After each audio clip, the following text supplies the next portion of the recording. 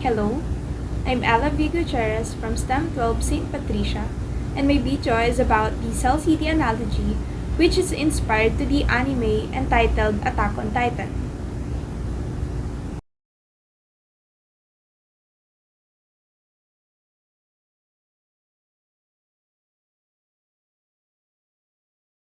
The Survey Corps was the branch of the military most actively involved in direct Titan combat or killing Titans. Just like the lysosomes.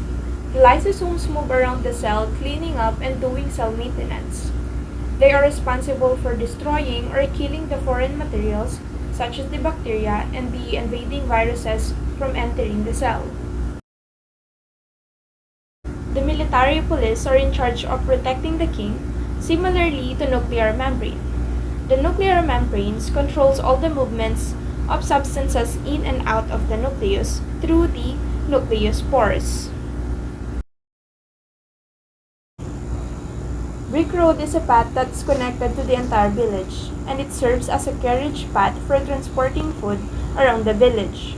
Similarly, endoplasmic reticulum consists of the network of tube-like passageway through which proteins from the ribosomes are able to move within a cell. King Fritz. King Fritz is the king and is the one who controls everything. He commands the military corps and the villagers, similar to nucleus, which controls all the activities in the cell, like how the cell regulates all cell activity, and it is also the site of the DNA replication.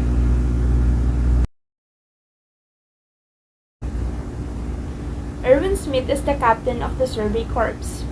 He is responsible for the scouting formation, just like the nucleolus, where ribosomes are made and assembled. Its function is to assemble rRNA codes for the protein production. The farmers are responsible for planting and harvesting the food to sustain the needs of the villagers and the military corps. Similarly, ribosomes are the organelles that helps in the protein synthesis by using amino acids.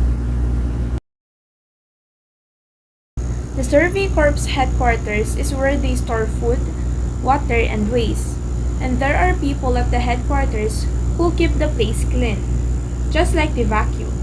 It absorbs waters and cleans things up by removing harmful and poisonous waste from the cells. In addition, the vacuole serves as a storage space for food, water, or sometimes waste. Because plants perform photosynthesis, they have a larger vacuole. Carriages help the people distribute the goods they got from the other people to the other areas of the wall. Just like the Golgi body, this is where proteins and lipid molecules are modified, packed, and labeled before being stored and distributed to the specific location within the cell. It is also referred as the product transportation. Food is very important to the villagers, especially to the military corps, in order for them to be strong. Similarly to protein, wherein it is created in the ribosomes, and it is responsible for nearly every task of cellular life, which makes the cell functions properly. It is required for many cell activities, such as the damage repair and other chemical processes.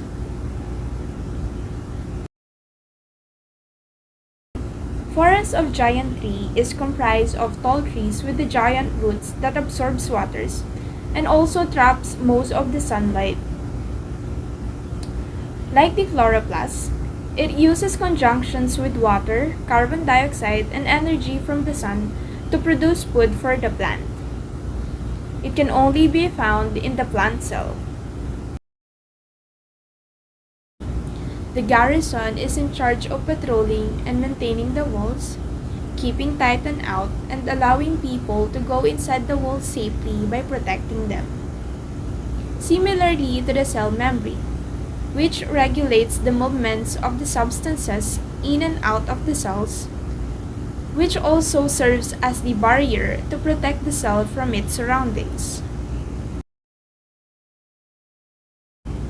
Wall Maria is the outermost wall of the kingdom. It is comparable to the cell wall, which is located outside the cell membrane.